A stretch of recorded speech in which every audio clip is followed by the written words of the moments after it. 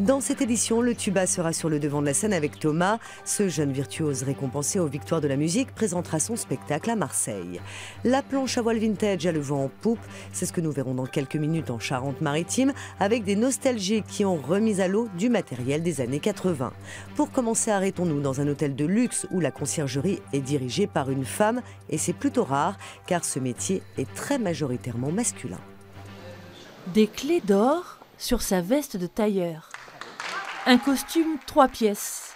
C'est l'uniforme d'Audrey Baird, chef concierge. La jeune femme est distinguée par ses pairs pour le travail accompli depuis l'ouverture de cet hôtel de luxe à Marseille. C'est ici, dans sa loge, qu'elle répond aux attentes des voyageurs, des plus basiques aux plus fantaisistes. Le client est roi.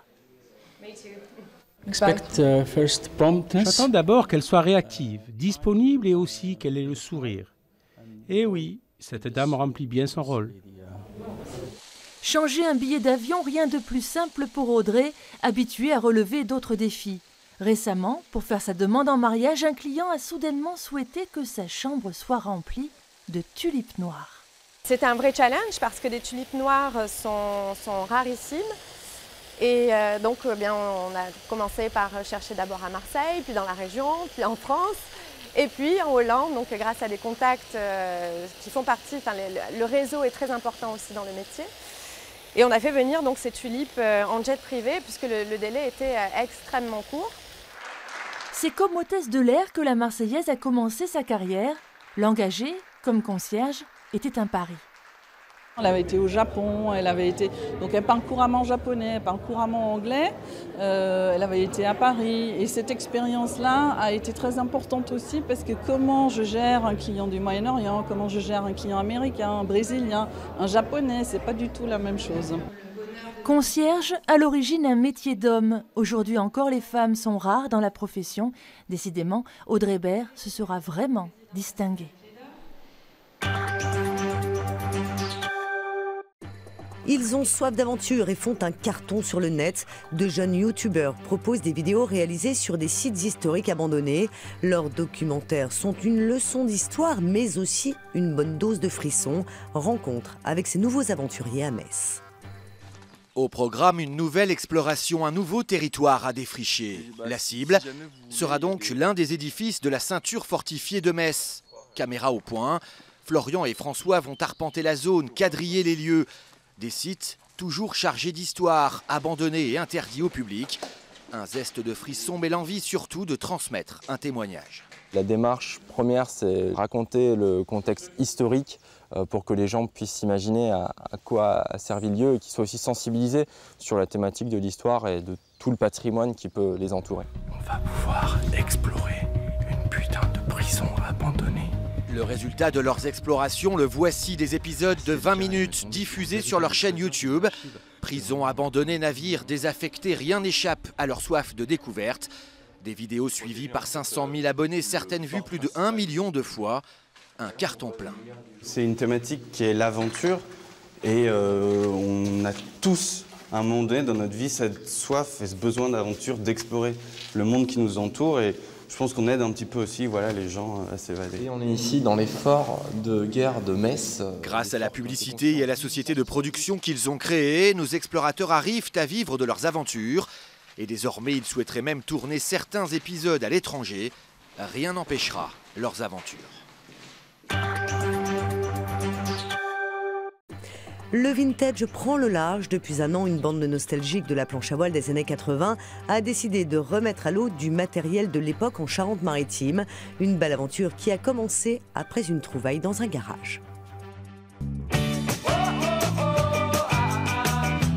Il y a un an, Thierry Anton décidait de ranger son garage et au fond du garage, il a retrouvé une vieille planche à la voile défraîchie et à la dérive absente. Du coup, il décide de créer un rassemblement de windsurfers vintage pour se remettre à l'eau sur sa plage préférée. Ouais, alors ça en fait grosso modo, si je me rappelle bien, on va la mettre un peu plus haute dans la boucle là. Et après, ça va le mettre en pression si on récupère la... C'est bon ? Ouais. Relayé sur les réseaux sociaux, son idée, la planche à voile à la papa, a fait un tabac. Ce qui se passe, c'est qu'on se dit, tiens, on aimerait bien faire de la planche à voile. Après, c'est vrai que c'est un peu compliqué tout seul, effectivement, dans son garage, de rassembler toutes les pièces. Il va toujours manquer un truc voilà, qui nous empêchera de faire la planche à voile.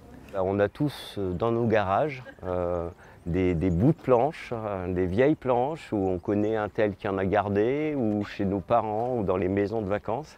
Et l'idée, c'était d'essayer de remettre ces planches un peu à l'eau. Ouais. Et après, où ça va se compliquer, où il va falloir être fort, c'est quand tu vas border la voile. Donc tu fais bien, comme ça, là, tant que tu n'as pas bordé, ça va.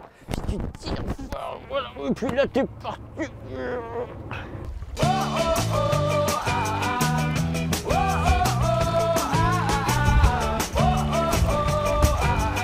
C'est des planches, après, on partait en vacances en Renault 12 avec, voilà, et tout le monde avait des Renault 12 ou des R8 ou des R16 avec des planches à voile. Et quand on arrivait sur des plages comme au Minime, comme au... Eh ben, il y avait des planches à voile partout et c'était un truc populaire en fait. Prochaine session de windsurf à la papa, le 28 mai à Châtelaillon. Alors, à vos garages.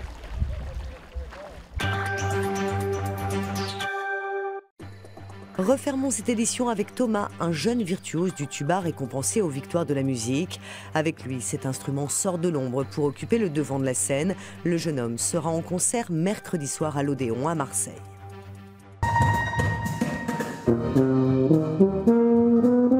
Il fait corps avec le tuba. Thomas Leleu, musicien surdoué, est en France celui qui l'apprécie le mieux. Alors, pour son nouveau spectacle, il lui offre une place de choix.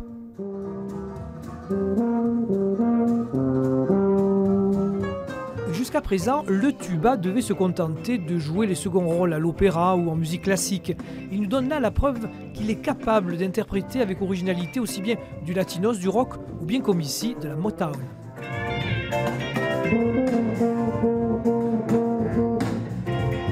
C'est un rêve d'enfant, vraiment. Moi, j'ai voulu faire de la musique pour être sur scène, pour faire du spectacle. Et étant né dans une famille de musiciens classiques, j'ai obéi un peu à la tradition familiale et je me suis tourné vers le classique. Mais au fond de moi, il y avait toujours ce désir de faire des musiques du monde, de faire de la scène, du spectacle.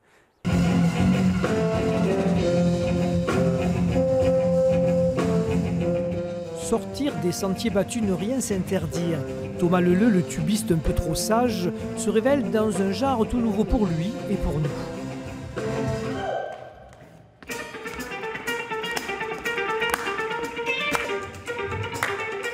Tuba Strip, c'est le titre d'un spectacle qui décoiffe à découvrir au Théâtre de l'Odéon à Marseille le 27 avril prochain.